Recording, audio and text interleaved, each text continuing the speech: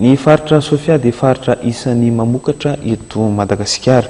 Ny herinandro lasa teo indrindra no nanatanterana ny foara akolany tany Mampoko ny tany ity hetsika ity moa dia nentina ihany koa nampifandraisana ny tantsaha sy ireo mpandraharaha amin'ny resaka tsena. Manana ny maizy azy amin'ny famokarana eto Madagasikara ny faritra Sofia. Io ny antom-pisian'ny foara akolany izay notanterana tany Mampoko nadritra ny 3 andro ny herinandro lasa teo. Ny fampiroboroboana ny fambolena voamaina no anisan'ny nibahan-toerana tamin'ity foara izay nirahana tamin'ny fandaran'asa Prospere Sofia sy ny antenimera ny varotra amin'ity faritra ity. Etsika izay natao ihany koa nampifandraisana ny tantsaha sy ireo mpandraharaha amin'ny resaka tsena.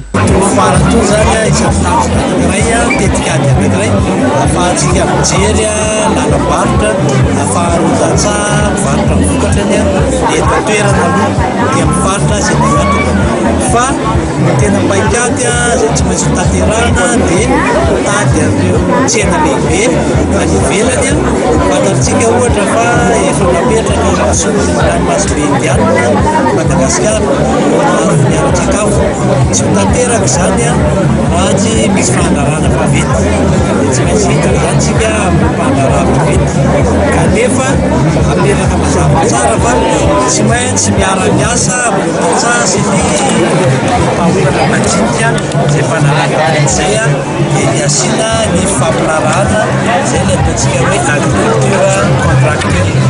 Dia izay zany ny anjaran'ny fanjakana zany dia mametraka fepetra rehefa sy lalàna mba hampangarahara sy hampadio izay fifanarahana izay.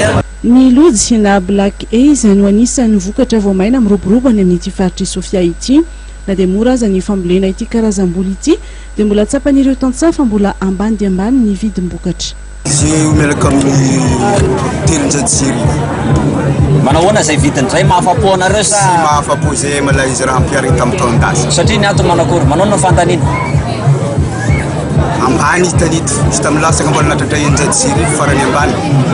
Marina fa anomboka amin'ny taona 1724 io ny tetikasa iarahana amin'ny banky iraisam-pirenena, tetikasa fanajariana ny lemakibe alalana ao amin'ny faritra Sofia.